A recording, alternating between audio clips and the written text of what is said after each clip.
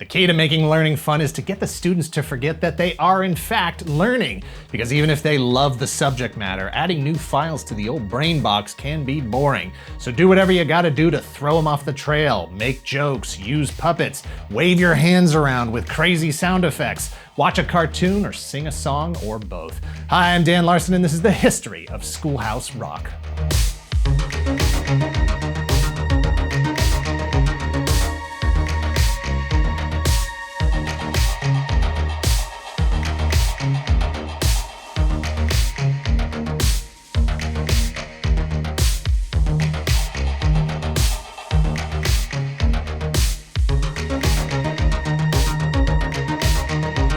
Thank you to KiwiCo for sponsoring this video. Go to kiwico.com/toygalaxy to get 50% off your first month of any crate right now. KiwiCo is defining the future of play by making it engaging, enriching, and seriously fun. They create super cool hands-on projects and toys designed to expose kids to concepts in STEAM. That's science, technology, engineering, art, and math. Each monthly crate is designed by experts and tested by kids and teaches a new theme through hands-on learning and fun. KiwiCo offers 8 subscription lines, each catering to different age groups and topics. Each box comes with all the supplies needed for that month's project, as well as detailed, kid-friendly instructions and an educational magazine filled with content to learn even more about the crate's theme. KiwiCo believes that by learning the skills to problem solve, innovate, and create, kids can truly change the world of tomorrow. The projects provide hours of entertainment, and they can focus on learning something new every month. KiwiCo now ships to more than 40 countries. Click the link in the description below now to get 50% off your first month of any crate by going to kiwico.com/toygalaxy.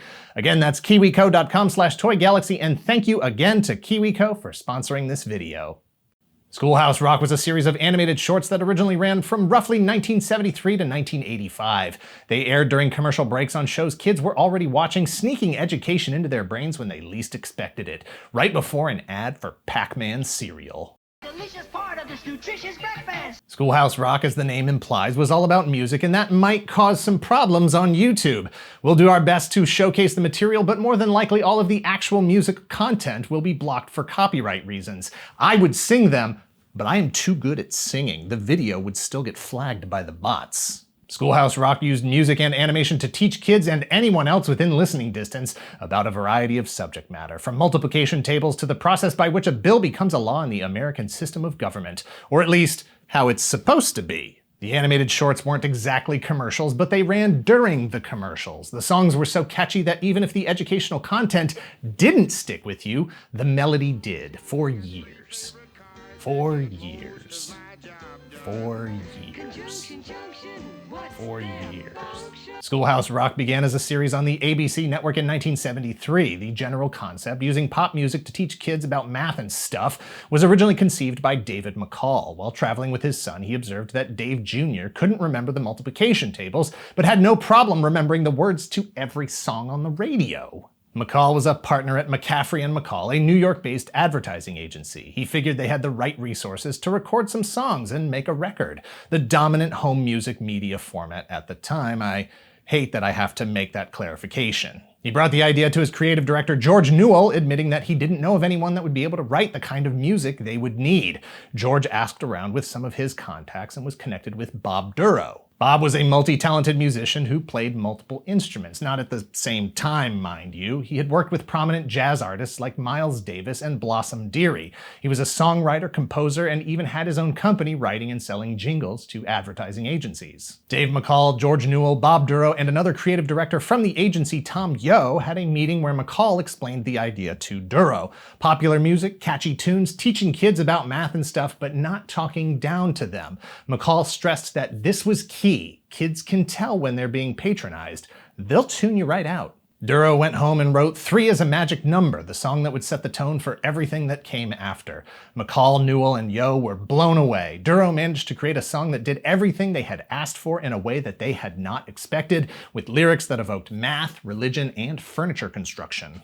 3 is a magic number. 3 is a Magic Number was released on vinyl where its teaching mission began, but the team knew that there was more to it.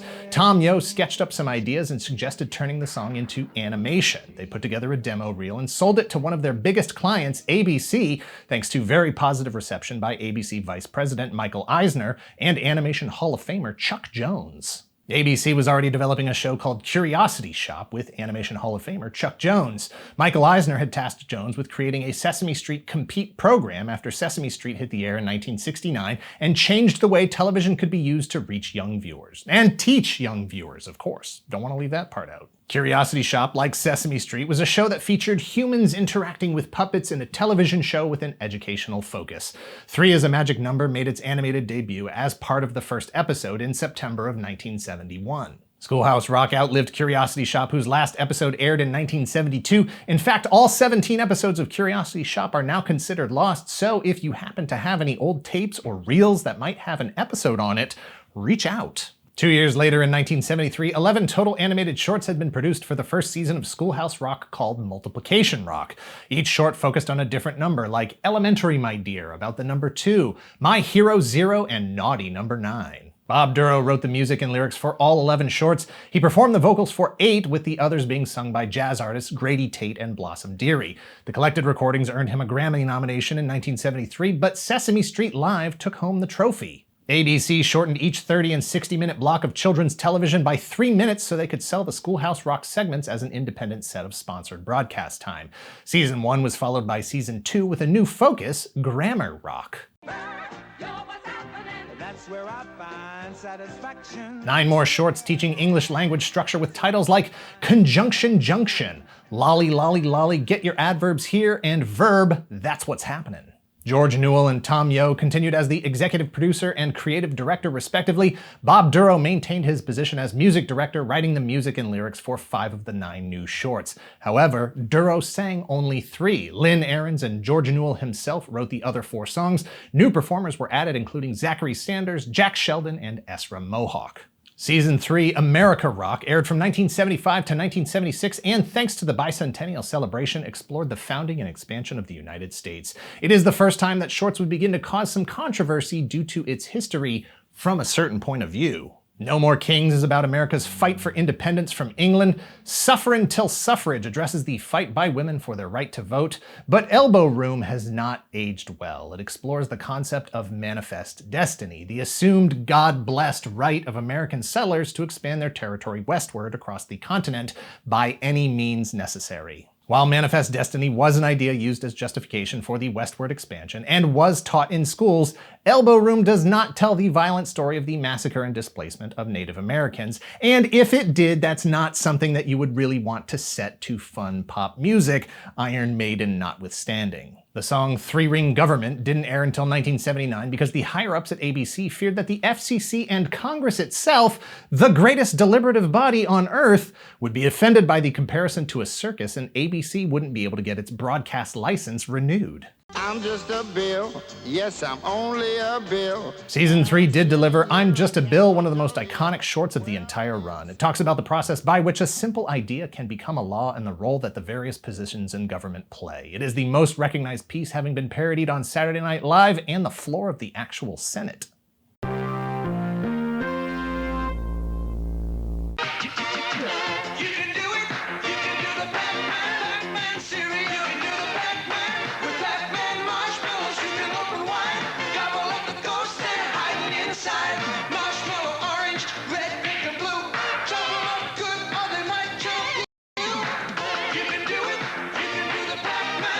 With marshmallows and corn puffs, Pac-Man cereal's part of a good breakfast. You can do it.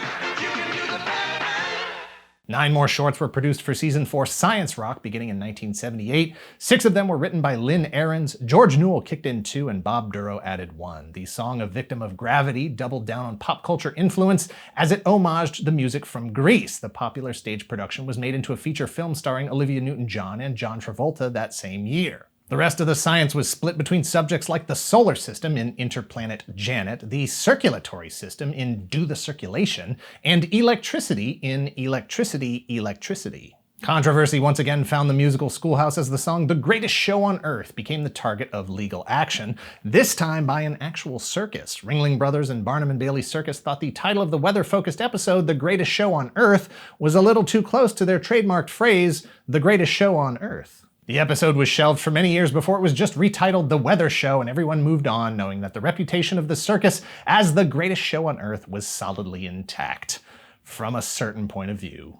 Over time, Schoolhouse Rock developed a workflow. Songwriters pitched their ideas. They wrote them over the course of 2 to 3 weeks. Bob Duro would give them the thumbs up or thumbs down. The lyrics would then be vetted by the Bank Street School of Education. Then ABC would take a look. If all approved, it would move on to animation. Season 5 was an aberration, however, sometimes even referred to as a spin-off. In the early 80s, computers were becoming more and more prevalent in daily life. It was an important topic that the production wanted to take on. For the first time, they created a cast of recurring characters. A boy named Scooter Computer and a computer named Mr. Chips were a variation on the classic Jay Ward-produced Sherman and Mr. Peabody characters. But in this case, Mr. Chips has to constantly remind Scooter that as an inanimate object, he is incapable of doing anything beyond that which he is programmed to do.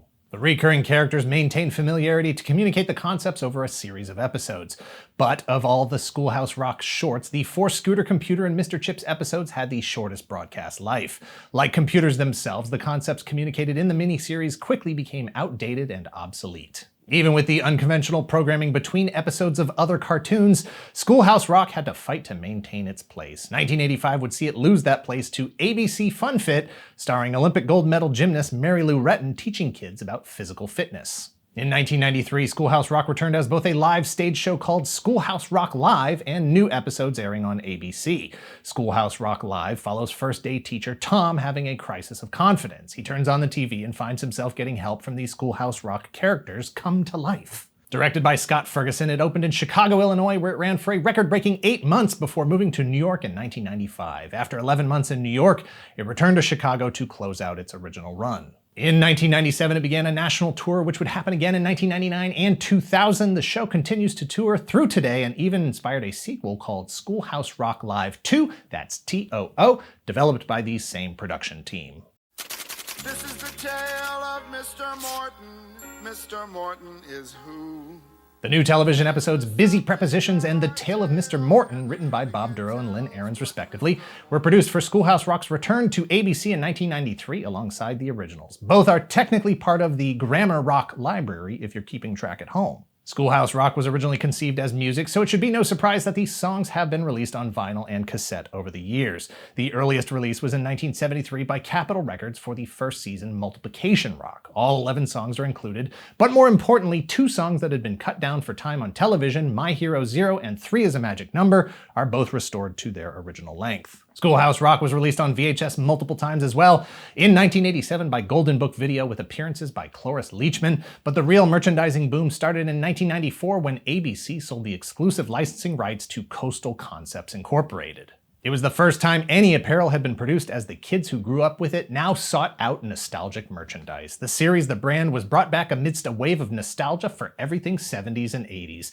In the years that followed, the logo and characters were put on everything from t-shirts to mugs to stickers to bobbleheads. The wave of nostalgia that powered the sale of licensed merchandise in 1994 coincided with the creation of new episodes that began airing that same year. Money Rock visited topics like interest in loans in the song Dollars and Cents, the US national debt in the song Tyrannosaurus Debt, and the stock exchange in the song Walkin' Wall Street. The new episodes ran through 1996 and were produced by many of the same people that worked on the original series. That same year, a tribute album called Schoolhouse Rock Rocks was released by Atlantic Hollywood Records, featuring covers by popular artists like Blind Melon, Better Than Ezra, Pavement, Moby, and Biz Markie. And just in time because the ABC network was purchased by Disney in 1996, which meant that Schoolhouse Rock also belonged to Disney.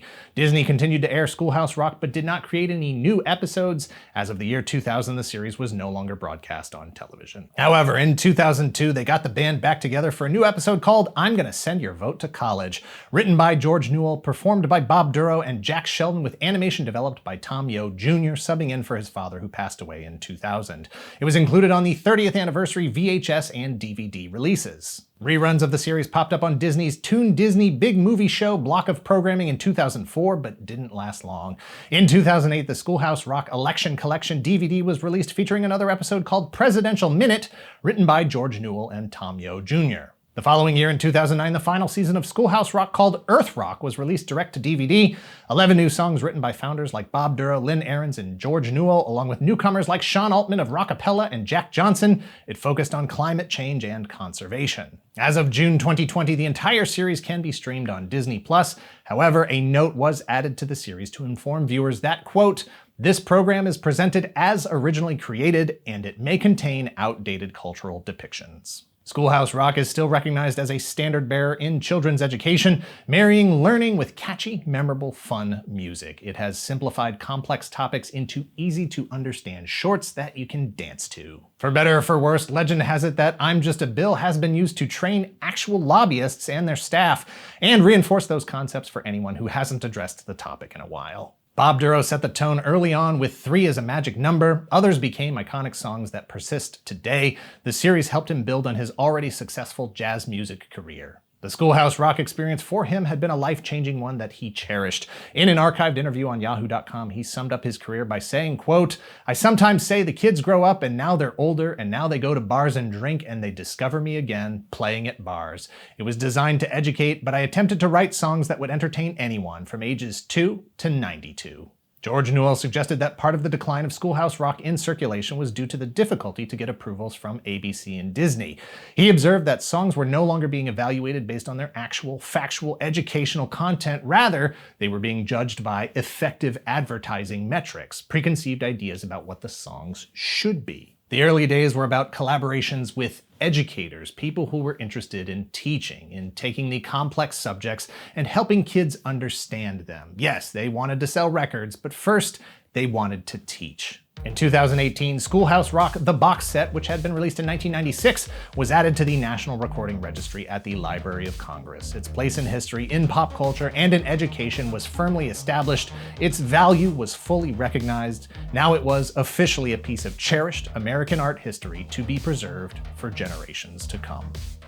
Thanks for watching. Please hit like, hit subscribe if you're not already a subscriber. Thank you very much to those of you who already are. If you haven't heard, we started streaming on Twitch. Find us twice a week at twitch.tv/toygalaxy. If you're in the position to help the channel grow, please visit our Patreon or become a YouTube channel member. Please share this video and let us know in the comments down below if you thought the cheese wheel guy was part of this. What was his name? You know who I'm talking about. The hanker for a hunka, a slabber, slicer, chunk of, a snack a day's a winner, and it won't spoil my dinner. That guy, he wasn't part of Schoolhouse Rock. He had his own thing. Cheese wheel, whatever he was doing. Cut.